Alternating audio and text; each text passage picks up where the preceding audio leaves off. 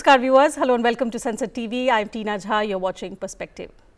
Debates and discussions in the Houses of Legislature, building people's trust, meeting people's aspirations.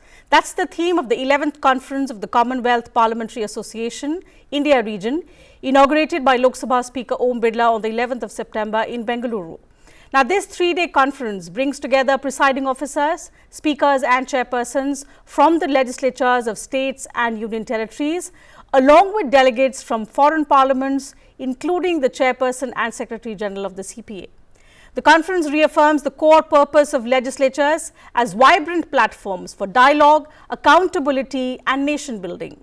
Today, we will discuss the key deliberations and insights emerging from the CPA conference on how democratic institutions can be further strengthened to truly reflect the hopes and aspirations of our citizens. Joining us for a conversation are three distinguished guests. So let me begin by introducing them to you. It gives me immense pleasure to welcome on the program today Mr. Stephen Twigg, Secretary General of the Commonwealth Parliamentary Association, Mr. Pradeep Dubey, Principal Secretary of the Uttar Pradesh Legislative Assembly, and Mr. Thiru K. Srinivasan, Principal Secretary to Tamil Nadu.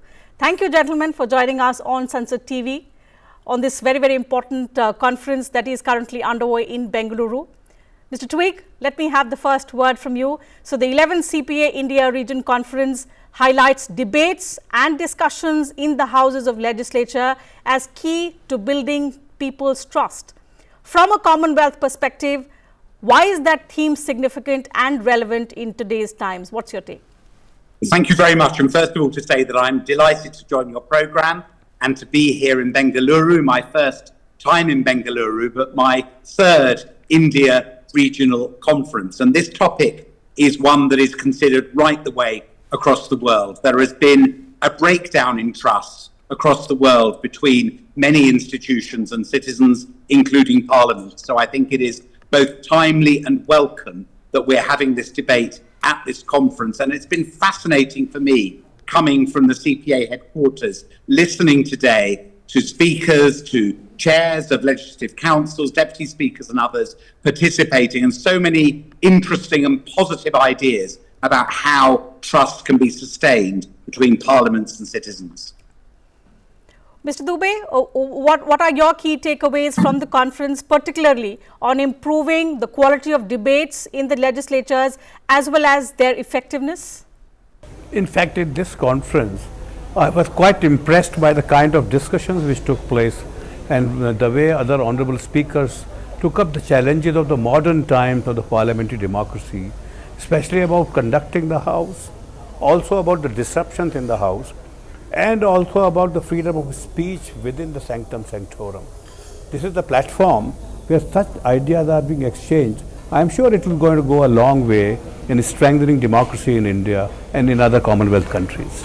How can that be adopted, particularly at the state levels? We will try and understand further. But Mr. Srinivasan, the fact that people's aspirations must be reflected, perhaps the assembly debates will reflect or will mirror the aspirations, will truly reflect the people's aspirations and hopes. What kind of procedural innovations or changes do you think are needed at this point in time, especially by the state assemblies, to allow that to happen? Only way to have a better legislation and all those things through connection to the people only. For in a democratic and in changed circumstances, we have to connect to the people. And especially in Tamil Nadu Legislative Assembly, from 1921, we have all the proceedings of the Assembly have been digitalized with the metadata, with such a facility we have given to the people. And they can know what was happened previously in the Assembly, what is now going on in the Assembly, what are the changes that have been made in the Assembly, all the things have been, the public may know the position. And we have approached the people, and for the people, and because the Constitution says that democracy means for the people, by the people, and for of the people. So, for first we have to connect to the people. That is my honourable speaker's aim, and our honourable speaker has directed us to do all the things for connecting to the people. Certainly. So what best practices can other states also adopt so as to mirror people's aspirations to strengthen democratic institutions is something that we will try and touch upon as well. Coming back to you, Mr. Twigg, you said you're having a good time. Your experience so far has been quite good. But talk to us and our viewers also about the importance of such regional conferences, especially in context of strengthening the overall objective of the CPA as well, of promoting and strengthening parliamentary democracy across diverse political systems? Very much. These regional conferences are hugely important. And of course, India represents half the population of the Commonwealth. So when I come here to this regional conference, I'm conscious that half the citizens of the Commonwealth are covered by the parliaments and assemblies of and councils of this great region here in India. At the same time, my deputy and our chairperson are in the Bahamas at the Caribbean, Atlantic and Americas conference, where they will be having very similar conversations. Last month, I was in Africa at our Africa regional conference. Each region has its own identity. Of course, India has its own diversity and many identities, but a strong sense of nationhood. That is the same across all the different regions. But many of these challenges are ones that we share across the entire world, across the entire Commonwealth. And that's why I'm so pleased that many from India will be coming to our international conference next month, where these issues will be addressed, where I know that members and staff from other parts of the Commonwealth will have a lot to learn from many of the experiences that we've heard about from India today. Certainly, and the best practices are not just being taken to different state assemblies, but across different parliaments as well. Mr. Dubey, I'd like to come back to you and ask you a related question that I posed before to Mr. Srinivasan. And this is about the resolutions, the discussions that take place at important conferences like these, so that they don't just remain on paper, so that the real impact is felt where it should be felt, especially in context of a country like India. Where do you see the structural, procedural changes happening in state assemblies so as to take parliaments or the state legislatures closer to people, so that they feel that their hope and aspirations are being met where the public representatives are sitting? Well, actually, as far as the present era is concerned, this is an era of information and technology. And with the social media, and the proceedings are being streamlined on the YouTube also, it is being sort of, viewed by people at large. Secondly, as far as the procedure part is concerned, it has been observed of late that the debate on legislation, which is the mainstay of the legislative bodies, has dwindled. And most of the members, they basically are concerned about the developmental part of their constituencies. So those portions of the rules of procedure are being highlighted, where the notices are given for the developmental part of their constituencies, while the legislation is not being discussed as much as it should have. Right. The state of UP has made a change. Our Honorable Speaker has actually thrown open this discussion to the whole House, and not only to those members who move amendments in the bills. So that has encouraged the younger members to discuss about the legislative bills and things like that. Secondly, as far as we have also changed the rules of procedure which were in vogue for about 60 years, 65 years, and the UP has actually simplified the language for the new MLA, and we have done away with some redundant rules. We have also actually introduced that if the question hour is disrupted in the morning, it can be shifted in the evening so that the questions are not sort of become sacrificed. All these things, and secondly, as was being discussed in the present conference today, most of the honorable speakers were basically talking about how the time should be extended and how the debates can be extended and how it should be sort of, basically the sittings may be extended. There was also one suggestion which has also been emulated in UP, the dialogue of speaker and the MLAs outside the House, not only within the House. Those members who are doctors, engineers, management graduates, they are meeting the speaker on luncheon outside the House and discussing what contributions can they make for the public good in that sense also. So the members' role is being extended that way. These are the practices which are like coming up with the latest challenges of the legislature and parliamentary democracy. Okay, Mr. Twigg, in that context, it's something that needs to be adapted at a large scale within India in different state legislatures. But what are some of the best practices or recommendations that the CPA plans to take forward from this particular conference to other member countries? I had the opportunity to visit the assembly buildings here for Karnataka and to see the use of artificial intelligence or the attendance levels of members of the assembly, something I've never seen in another assembly before. It's very interesting to hear some of the examples from across India, from Uttar Pradesh and elsewhere, that, for example, ensure that new members, younger members, women members are enabled to participate fully. A number of the contributions today from honourable speakers and others have focused on the opposition, ensuring that in a legislature, those from the opposition side are getting their fair share of debate, that they can hold to account those that are in power. This is something that comes up right the way across the Commonwealth. The other observation I'd make from today's discussion that very much fits with my own previous experience when I was a Member of Parliament in the United Kingdom. Rules are very important. Getting the procedure right is vital, but it's also about culture.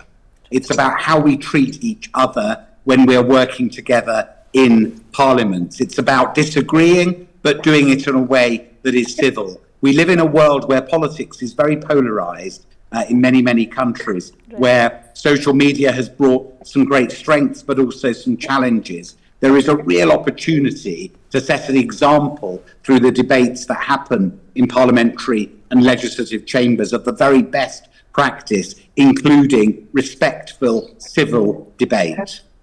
Mr. Srinivasan, in context to what Mr. Dubey said, what Mr. Twigg also reiterated, in an age where politics has become so polarized, there is disruption, there is less space or less scope for dialogue and deliberation.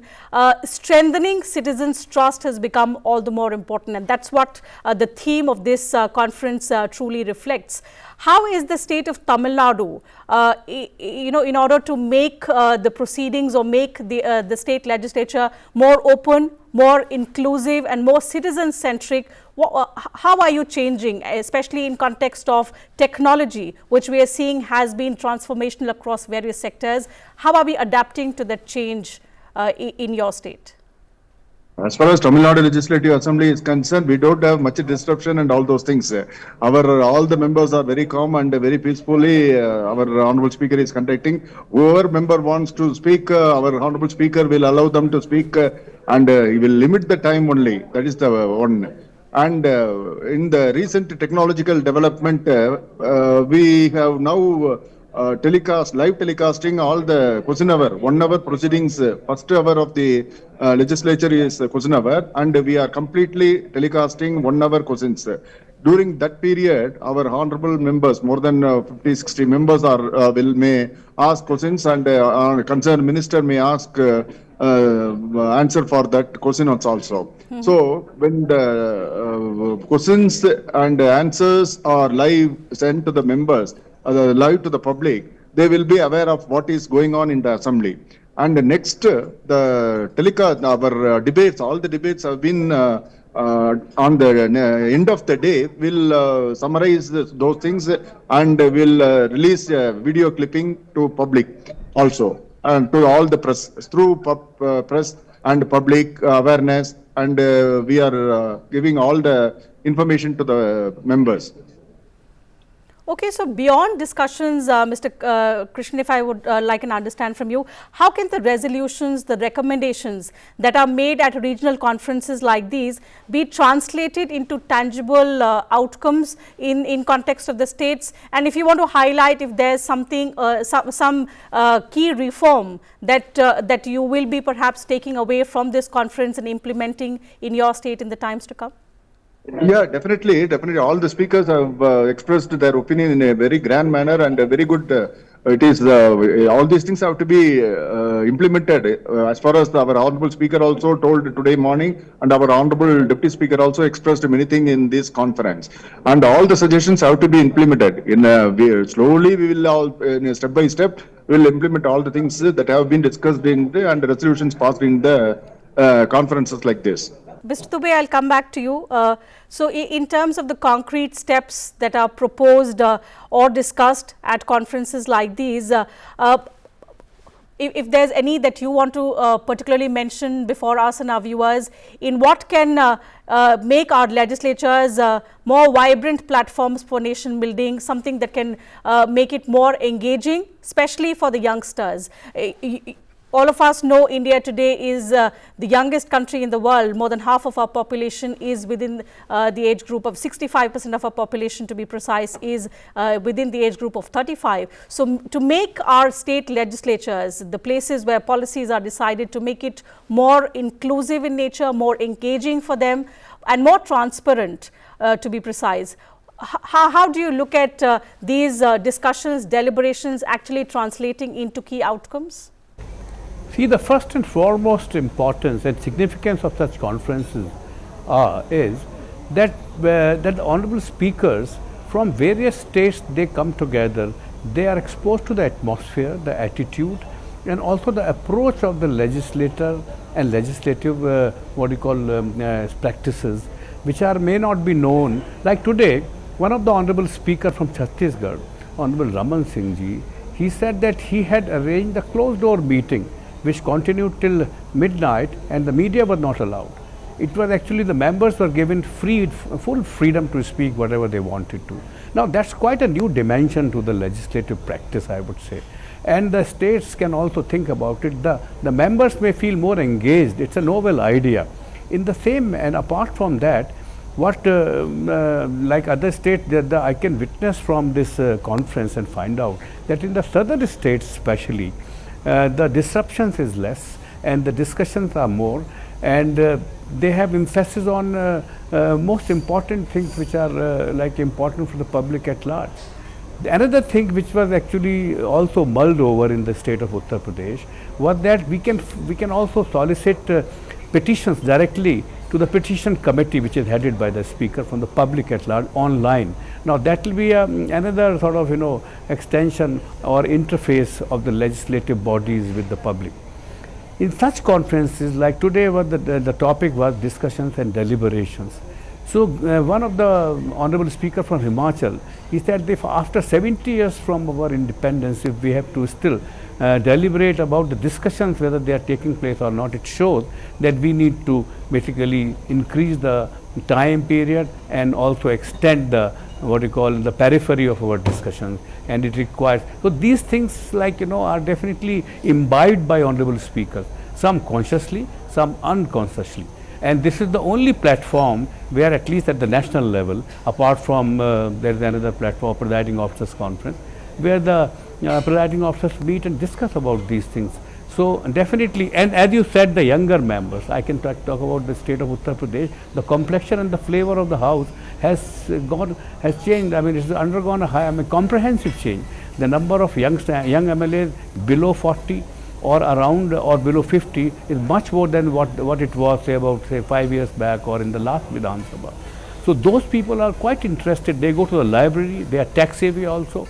And these things are being taken, they're taken into account by these speakers. They discuss formally also and informally in these conferences. So, I should congratulate the organizers of these conferences and the idea of the CPA to have such conferences, because they are definitely going to strengthen and also bring about continuity with change in the process of parliamentary democracy. So, since the focus was largely on imbibing and restoring people's trust, strengthening people's trust in these institutions, did the discussions of Mr. Dubey also focus on some of the contemporary challenges that we face, particularly related to misinformation, also some of the challenges related to technology? It's a double-edged sword. So, while technology is bringing about transformational change, it is also posing several challenges. So, were these challenges and the scope and dimensions on how to deal with these challenges, were they also discussed? Well, actually they were discussed, and I was quite sort of surprised and pleasantly surprised that the honorable speakers were discussing here, I mean, irrespective of their political affiliations, and they were basically discussing about the problems being faced by the legislature. And also, as far as the technology is concerned, see, the history is witness of this fact that technologies don't wait. we have to keep pace with them. Every technology has its pluses and minuses. Because of minuses, we cannot sort of stop using those technologies. We have to have those technologies, and especially in the field of legislative sphere, the technologies are going to play a big role. There's a discussion about the new concept which is they will call netocracy. All those members who are technologically advanced and empowered, they will be much more powerful because they can feed more information. But at the same time, as you said, the challenges are there, and we also have to see that it is not misused. For that, naturally, the checks and balances, because this is an evolving phenomenon. Absolutely. But we cannot sort of avoid them from the legislature, and they have to basically be implemented. And there were discussions today, especially about today's session. Some of the speakers did point out towards that and spoke about the technological dimension and advancement, at the same time challenges before the legislature. Okay, Mr. Twigg, since India is the world's largest democracy, we are in this beautiful phase of transition wherein we are devising our own solutions to problems, but at the same time we are very much open to adapting the best practices that prevail worldwide that will help us progress and achieve the goal of becoming a developed nation by 2047, which is when we celebrate 100 years of our independence. So in that context, it's important for us to make our legislatures more and more participatory in nature, more and more inclusive, more and more transparent and effective at the same time. Towards improving the quality of debates, towards enhancing public participation of the kind that we are talking about, can you think of examples, or do you think there are best practices in other Commonwealth countries that India could also adapt in achieving our vision? There are so many, and this has been an amazing and wide-ranging discussion. Might I take us back to a question you asked earlier around young people? Because I think that challenge for the whole world, but India with, as you say, 2/3 of the population under the age of 35, this is of critical importance. And something I've always felt incredibly vital is for parliaments to connect with young people. So, for example, the education about parliaments and government that happens in schools and colleges is, I think, of critical importance. Youth parliaments, places where young people's voices can be heard. To give an example, I was in Wales, part of the United Kingdom, at the regional conference that region is part of recently, and we heard about the experience of their youth parliament providing a voice for young people and an interface between young people and parliament. And of course, as has been said on technology, it brings some amazing possibilities, makes some real differences, but also some huge challenges. And this question of misinformation, disinformation, is one that comes up every time in these debates. It affects citizens, it affects parliamentarians, it sometimes affects people's safety. And I'd say in particular for many women parliamentarians, they often face particularly difficult time in social media, including elements of misinformation and disinformation. And if I finish with a connecting point that most directly answers your question, I know there's been a big debate in India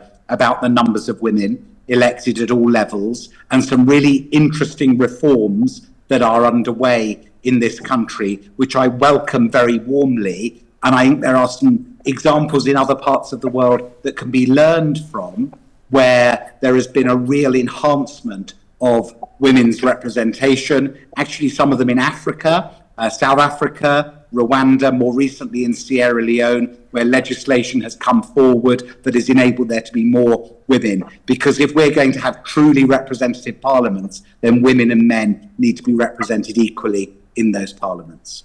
You're right. Democracies thrive only when we learn from each other and adapt the best practices that prevail in each other's countries. Mr. Dubey, I'll take one last question from you before we wrap up the conversation. So we spoke about how we can make our legislatures more citizen-centric. But is there a message that you would like to give to our citizens on how they can proactively engage with these democratic institutions, enhance their participation proactively so as to make it a two-way street, and together we can strengthen our institutions?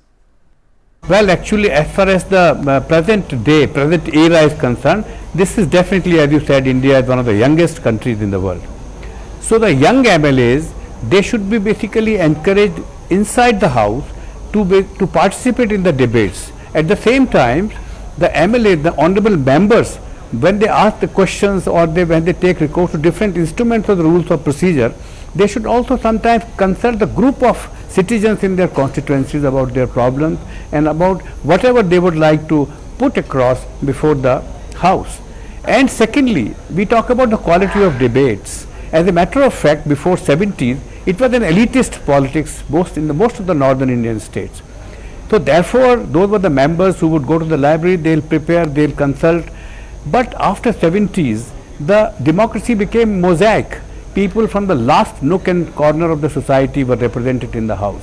Gradually, it is basically improving when they also become as empowered as those members who were there earlier. They will also start basically conducting House proceedings in a better quality. For that reason, they should be basically promoted, projected, and they should be aided and assisted by the research wing of the Parliament, and also by, as the honorable speakers were saying, as in the case of state of UP they were doing. Thirdly, the people at large may be encouraged to give their views about the bills, especially the law which is being made, which is going to go for a very long time to work. At the same time, there can be other ways or means by which the people can directly participate online and otherwise in the proceedings of the committee, and the people should also be engaged in basically through media. The role of media is very important, because parliamentary journalism it appears as being sort of not really conducted in the proper manner. The better aspect of the proceedings should be projected before the public instead of the negative ones.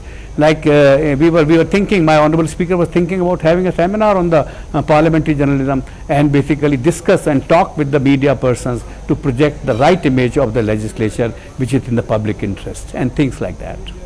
I think that's right. With that wonderful suggestion, we'll wrap up this conversation. Time allows me to take up only that much on the program. Thank you once again to all my guests for joining us on the show today and sharing your valuable insights, recommendations with us and our viewers. To you viewers, thank you very much for your time as well.